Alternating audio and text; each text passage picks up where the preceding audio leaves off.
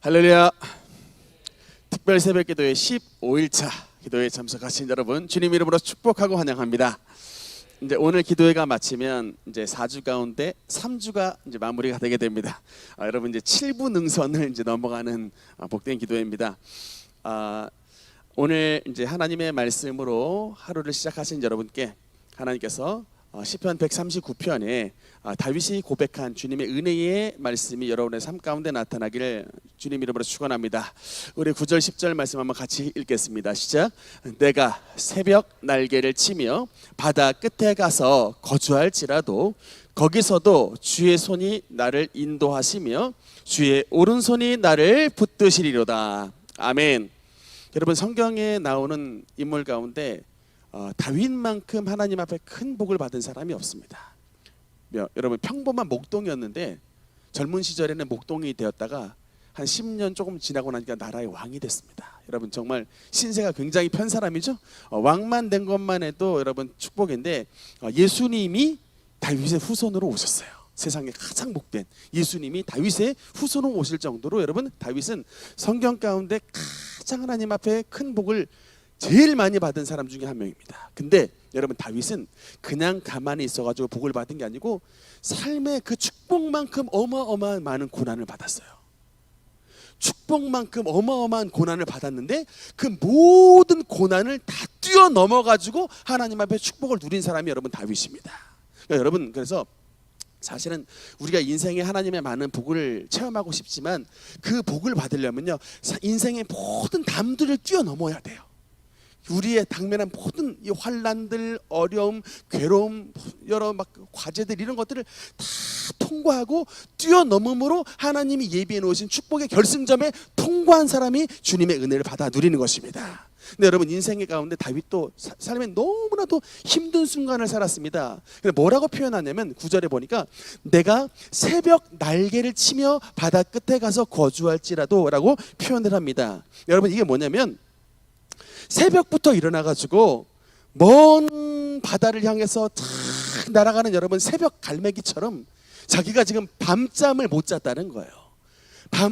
이게 아마도 뭐 적군이 쳐들어올 수도 있고 누구에게도 지금 쫓긴 상황이 될 수도 있지만 어쨌든 뭔가의 큰 당면한 문제로 말미암아 밤에 잠을 못 자고 뜬 눈으로 지새웠다가 아침에 눈을 뜨자마자 아직 해가 뜨지도 않았는데 도망을 가야 되는 겁니다.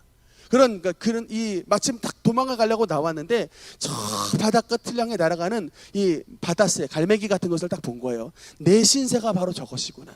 저기 저 머나먼 바다 끝을 향해 날아가는 새처럼 내가 지금 새벽 날개를 치면서 도망을 가는데 그렇게 그래서 자기의 형편이 저 머나먼 사람이 닿지 못하는 그런 바다 끝 같은 곳에 도착을 하여서 그야말로 이제는 나에게 희망을 잃어버리는 그런 상황에서도 그런 상황 가운데 처했을지라도 10절에 보니까 거기서도 주의 손이 나를 인도하시며 주의 오른손이 나를 붙드십니다 라고 고백을 하는 것입니다.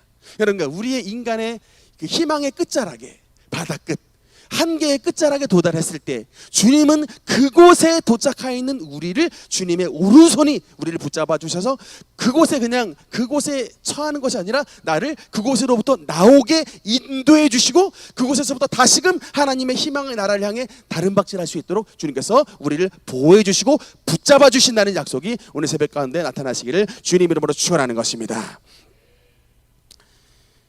우리는 지금 계속해서 산상수훈의 말씀을 가지고 새벽에 은혜를 나누고 있습니다. 천국 시민의 법, 이게 바로 이제 산상수훈의 주제가 되는데 그 중에 이제 우리가 지난 시간에는 5장까지 이제 말씀을 나눴습니다.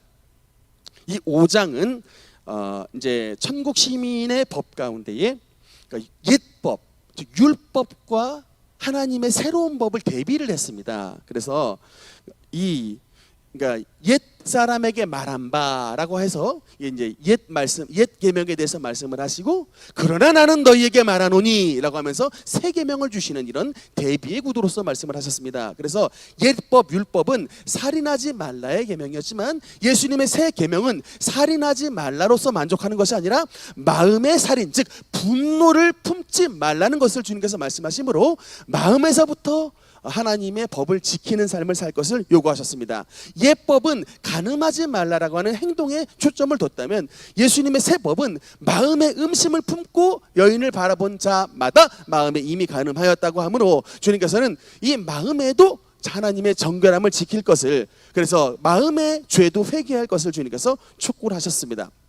뿐만 아니라 옛 계명은 눈에는 눈, 즉 너희의 눈을 상하게 했으면 눈을 때리고 너희의 이를 상하게 했으면 이를, 상대를 뽑는, 이를 가격하는 이런 복수를 옛 계명에서는 허락했다면 새 계명은 뭐라고 말합니까? 오른뺨을 때리거든 왼뺨을 돌려대라 라고 하는 말씀은 뭐냐면 핵심은 이거예요. 복수하지 마라, 보복하지 마라.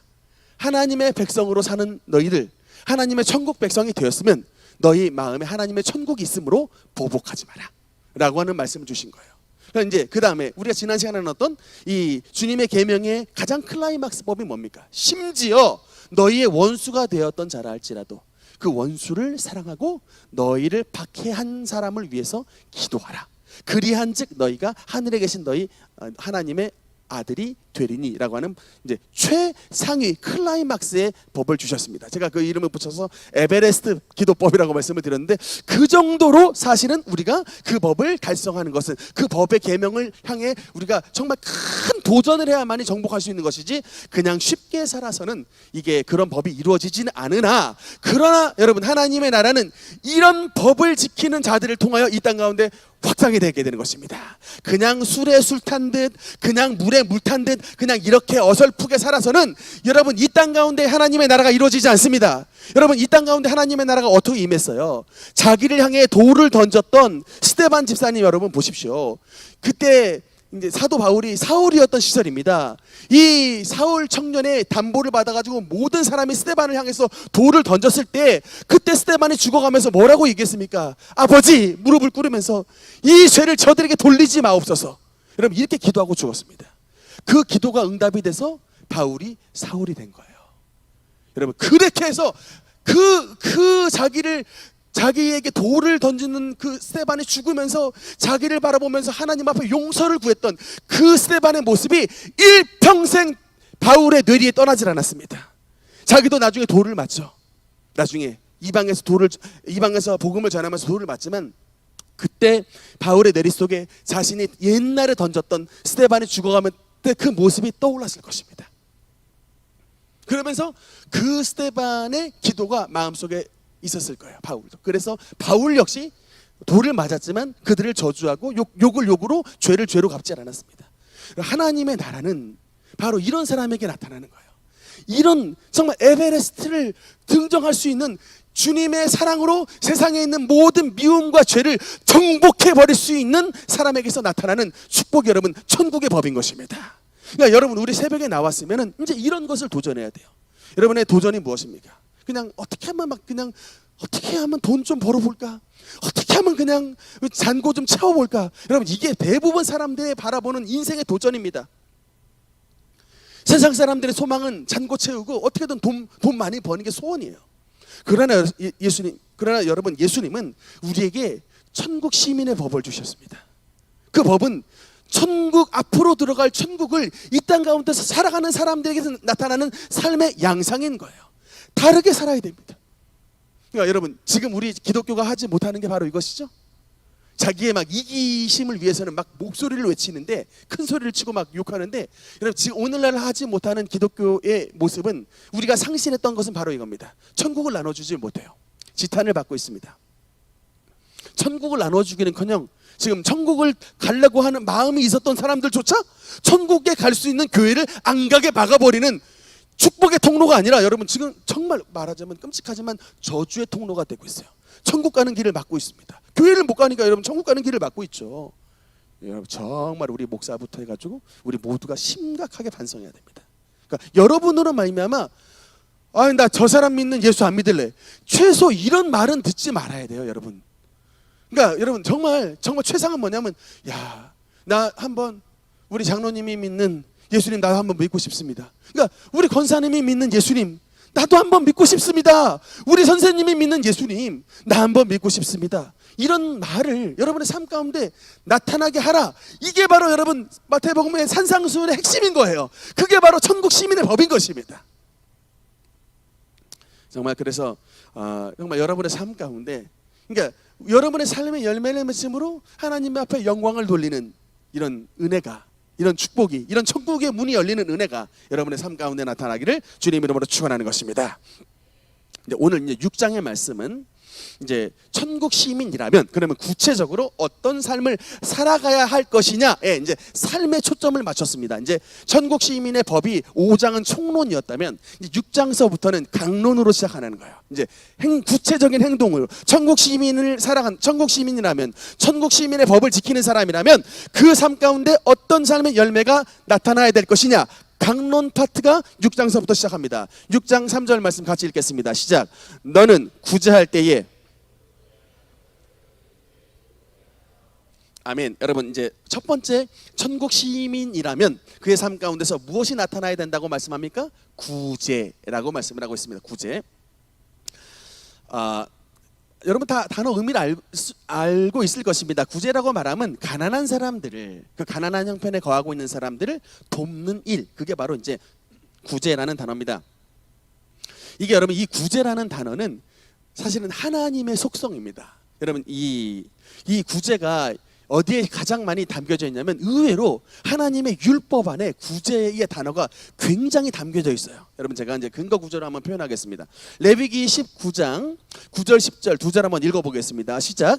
너희가 너희의 땅에서 곡식을 거둘 때에 너는 밭 모퉁이까지 다 거두지 말고 내 떨어진 이삭도 줍지 말며 내 포도원의 열매를 다 따지 말며 내 포도원에 떨어진 열매도 줍지 말고 가난한 사람과 거류민을 위하여 버려두라. 나는 너희 하나님 여호와이니라. 아멘. 여러분과 우리는 그 구약의 율법 하면은 하나님이 그냥 맨날 화가 나셔가지고 사람들 맨날 그냥 말 안 듣고 죄 짓는 것들 그냥 맨날 박해하고 구박하고, 심지어는 말 안 들으면 칼 뽑아가지고 하나님께서 그냥 확 형벌을 내리시는 이런 무서운 게 율법이다, 이렇게 생각을 하는데 여러분, 사실 그렇지가 않습니다. 물론 여러분, 구약의 법은 엄격성이 있어요. 근데 여러분, 왜 엄격성이 있는 줄 아십니까? 오늘날 법을 보면 알아요. 제가 가끔 형사 법정에 가는데 대부분 판결이 집행유예로 끝나요. 한 죄를 굉장히 많이 졌는데 죄명을 보면 가벼운 죄들이 아닌데 그럼에도 불구하고 이게 실형, 감옥으로 잡아 넣는 것을 오늘날은 주저해요. 그러니까 실형을 때리기는 하지만 실질적으로 집행유예를 하는 게 거의 70% 이상이더라고요. 제가 그때 참석을 해보니까. 물법입니다. 죄를 졌는데 감옥을 안 가요. 여러분, 심지어는 막 살인을 했는데도 사람을 죽인 사람을 살인으로 이렇게 확정 판결을 짓지를 않는 일들이 오늘날에 있기 때문에 수많은, 여러분, 굉장히 나라 안이 문란한 거예요. 그냥 정말 사람을 죽인 사람에게 사형으로서 나라를 꽉 판결을 해버리고 진짜 집행해버린다면 이렇게 아마 많이 나타나질 않을 거예요. 오늘날 같이 이렇게 사람을 쉽게 죽이는 이런 문란한 천재가 되진 않을 텐데 법이 묻어져서 그런 거예요. 여러분, 옛 시대도 마찬가지입니다.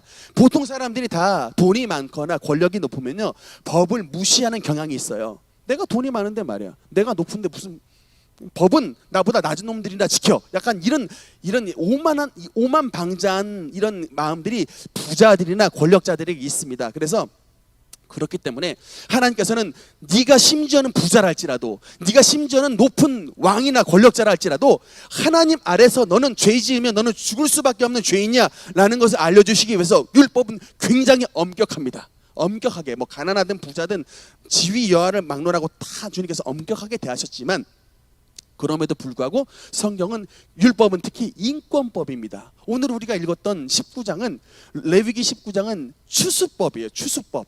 세 가지로서 하지 말 것을 요약을 해놨습니다.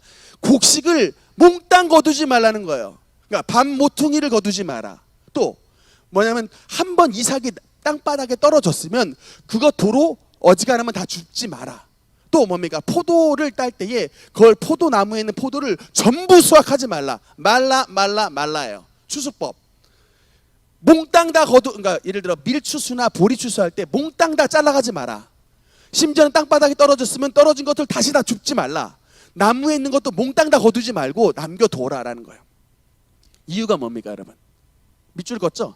가난한 사람과 거류민을 위하여 버려두라 라고 말씀이 있습니다. 여러분 이 말씀을 배경으로 써있던 성경의 말씀이 뭐예요?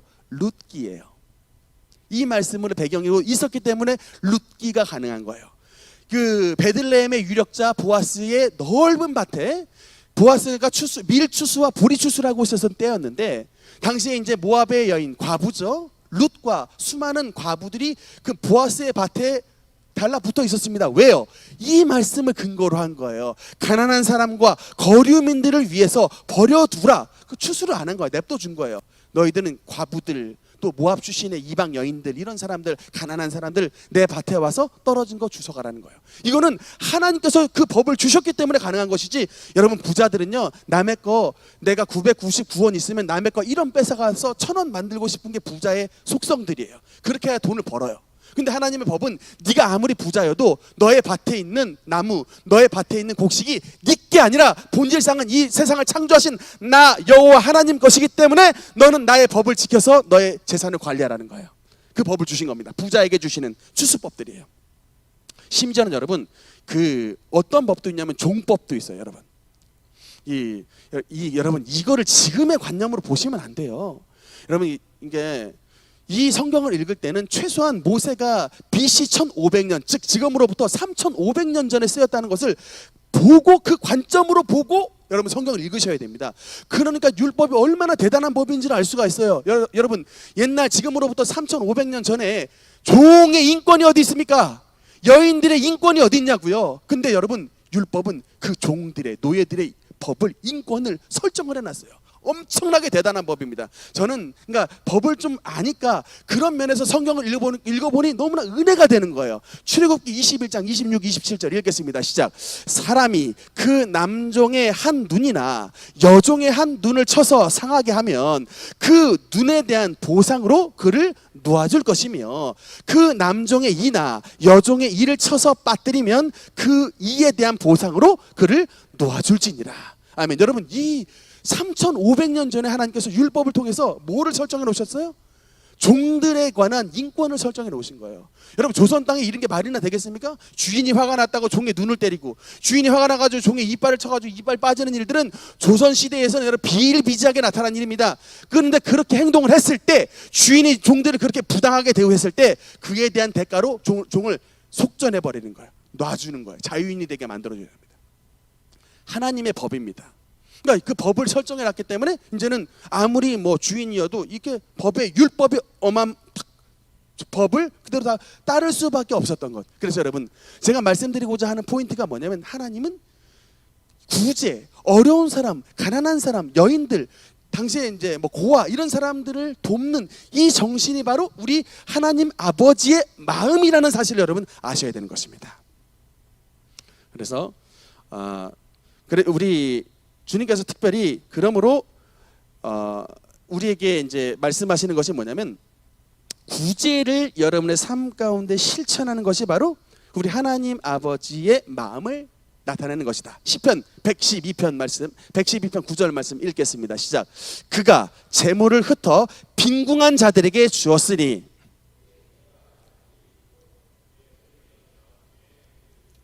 아멘. 여러분 이 말씀을 정말 시편 112편 말씀은 여러분 자식들 굉장히 잘 되길 원하시죠? 오늘 집에 당장 돌아가셔가지고 시편 112편 말씀 한번 쫙 펴보세요. 그러면 여러분의 자녀가 어떻게 해야 잘 되는지를 솔루션이 그대로 나와 있습니다.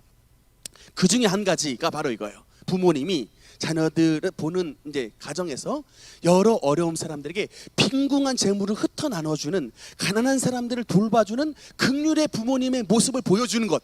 이게 여러분 그 중에 하나님께서 우리에게 우리 가문 전체가 축복을 받는 그 은혜를 샘플을 보여주시는 거예요. 내가 어릴 때 우리 부모님의 모습을 봤더니 우리 교회의 아무개 집사님, 아무개 성도님이 굉장히 어려웠는데 우리 부모님이 도와주셨다. 이게 이제 우리 자녀의 뇌리에 그게 기억이 남을 수가 있는 것이죠. 근데 여러분 성경에 112편 9절에 뭐라고 써 있냐면, 그가 자신의 재물을 흩어서 가난하고 빈궁한 사람들에게 나누어 주었으니, 그 다음에 결론이 뭡니까? 그의 의가, 그의 의로움이 하나님 앞에서 영원히 있고 그의 뿔이 영광 중에서 높이 들리다라고 말씀하셨습니다. 여러분, 그의 의가라는 것은 여러분 우리의 삶에 승리라는 뜻이에요. 의라는 단어는 이퀄 무죄, 이퀄 승리라는 뜻이에요. 성경에서 여러분 의라는 단어가 righteousness라는 단어가 나오면 그것은 우리가 재판 가운데서 승리한다라는 뜻이에요. 여러분, 소송에 걸렸을 때 졌다면 우리가 얼마나 낙담이 되고 두려울까요? 근데 소송에 걸렸을 때 이겼다면 우리가 얼마나 마음이 자신 있고 충만하겠습니까? 바로 의라는 단어는 예수님으로 말미암아 하나님께서 우리 삶 가운데 모든 이 삶에 당면한 이 재판이나 어려움에서 이기게 해주신다라는 단어가 의예요. 그래서 마음의 두려움과 모든 근심들이 사라지는 상태, 그것이 바로 의고, 특별히 여러분 그의 뿔이 높이 들린다라는 말씀이 있는데, 이건 여러분 그 들판에 들소를 딱 떠올리면 됩니다. 갑자기 막 사자가 확 들판에 있는 이 들소에게 덤벼들었을 때 들소는 탁 뒤를 돌려가지고 자신의 뿔을 딱 향한다. 자신의 뿔을 탁 조준한 다음에 자신을 향해서 덤벼드는 사자를 향해서 바로 덤벼듭니다. 이 들소의 뿔이 덤벼드는 사자를 한 방에 쳐가지고 진짜 제가 동물의 왕국에서 봤는데 뿔이 사자의 배를 뚫어버리더라고요. 저는 이 뿔이 그때 그 순간 성경에 나오는 그의 뿔이 영광 중에 들리리로다의 의미를 깨달았어요. 저는 여러분 성경에서 뿔이라는 단어가 굉장히 많이 나옵니다. 번제 단어도 뿔이 있고요. 이게 주님께서 저와 여러분에게 주시는 복입니다. 아무리 원수 악한 마귀 사탄이 또 우리를 괴롭히는 자들이 사자처럼 우리에게 달려온다 할지라도 주님은 저와 여러분에게 그야말로 들소의 뿔과 같은 능력을 주심으로 어떤 덤벼드는 원수도 우리를 제압시키는 것이 아니라 도리어 주님께서 주신 능력의 뿔로서 그를 받아버리고 그를 제압시켜버리고 하나님의 능력으로 그를 완전히 이길 수 있는 능력을 여러분의 삶 가운데 허락해 주신다는 것입니다. 누구에게요? 그가 재물을 흩어 빈궁한 자들에게 나눠주는 하나님의 구제의 삶을 사는 자에게입니다.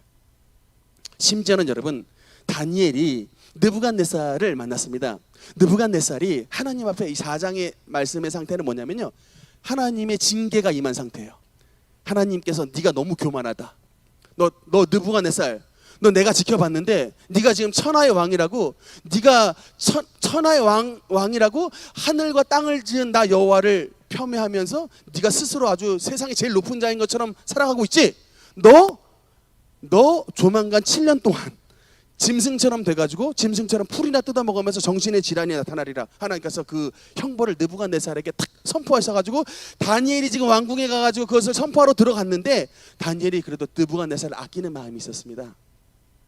느부갓네살을 아끼는 마음이 있어서 왕이시여, 나의 하나님 여호와께서 왕에게 이런 저주, 이런 참 이 어려움을 선포를 하셨는데, 그러면서 제안을 주신 다니엘이 느부갓네살에게 제안을 주는 말씀이 27절입니다. 4장 27절 한번 읽어보겠습니다. 시작.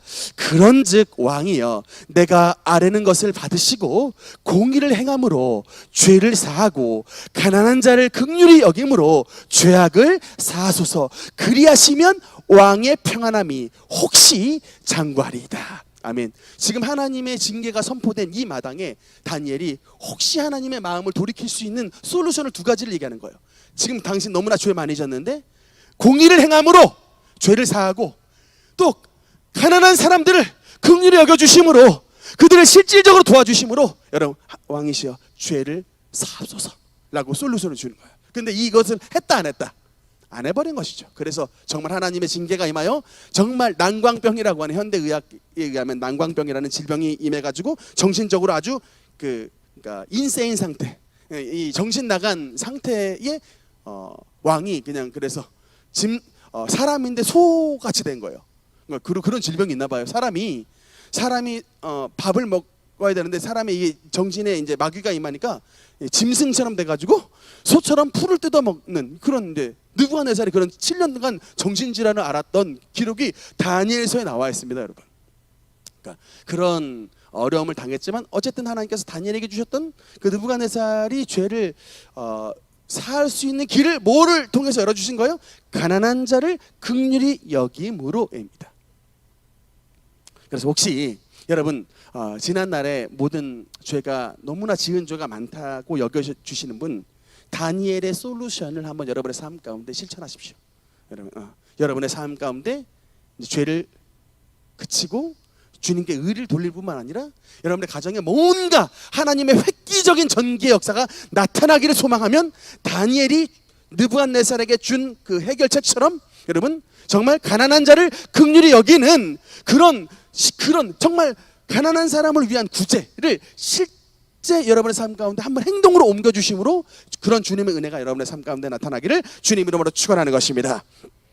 근데 이제 여러분 이제 그 핵심의 파트는 뭐냐면 이렇게 구제는 하나님의 기쁨이 되는 건 분명한데 이제 문제가 뭐냐면 예수님 시대 때에 특히 바리새인들과 서기관들 또 그렇게 이제 그런 교육에 영향을 받았던 많은 사람들이 구제를 할 때에 하나님 앞에서 하지 아니하고 나는 이렇게 사람들에게 구제한다라고 하면서 회당과 거리 어귀에 서가지고 자기의 구제하는 것을 아주 그냥 어나운스 하듯이 했다는 거예요.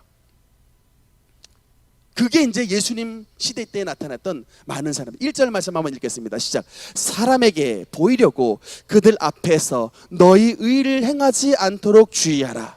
그리하지 아니하면 하늘에 계신 너희 아버지께 상을 받지 못하느니라. 아멘. 여러분 이 예수님의 포인트의 말씀은 바로 이것입니다. 당시에 이제 수많은 사람들이 이제 구제를 실천을 하는 삶을 살기도 했는데 그게 왜 이제 이게 타락이 됐냐면 이게 자기 의의 수단이 된 거예요. 예수님이 경계하신 거 바로 이겁니다. 구제하는 것은 상 받을 일이라는 거예요.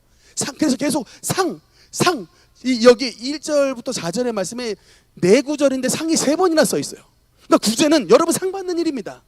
하나님으로부터 상 받는 일이에요. 그런데 어느 때에 상을 받지 못하느냐, 이게 아버지를 향한 은혜, 아버지의 사랑을 전달되는 통로가 되어야 되는데 이게 나의 의와 나의 영광이 되는 수단으로 전락을 해버렸을 때 그때는 아버지의 상을 상실한다는 것입니다. 여러분 무슨 의미인지 아시겠죠? 그래서 여러분 그래서 오늘의 말씀은 여러분 이게 2가지를 마음속에 이제 딱 새겨두셔야 돼요. 구제는 하나님 앞에 상을 받는 너무나도 주님을 기쁘시게 하는 행동이다. 그러나 그 구제를 할 때에 하나님 앞에 상을 잃어버리는 순간이 있으니 그것이 바로 나의 의와 나의 영광이 되기 위해 2절에 보면 이런 말씀이 있습니다. 그래서 2절 말씀에 보면 거리에서 하는 것 같이 너희 앞에 나팔을 불지 말라. 제가 요새 1층에 주일날 앉아 있으면 위에서 큰샘 집사님이 트럼펫을 부는 소리가 들립니다. 봉 하고 여기서 소리가 굉장히 많이 발전했어요. 제가 분명히 한 1년 전에만 해도 트럼펫을 불긴 불었는데 소리를 못 들었어요. 소리가 안 나. 그 굉장히 불기 어려운 악기입니다. 왜 불었는데 왜 소리 안 나는지 난 하여튼 이해가 안 되는데 하여튼 소리가 안 났어요.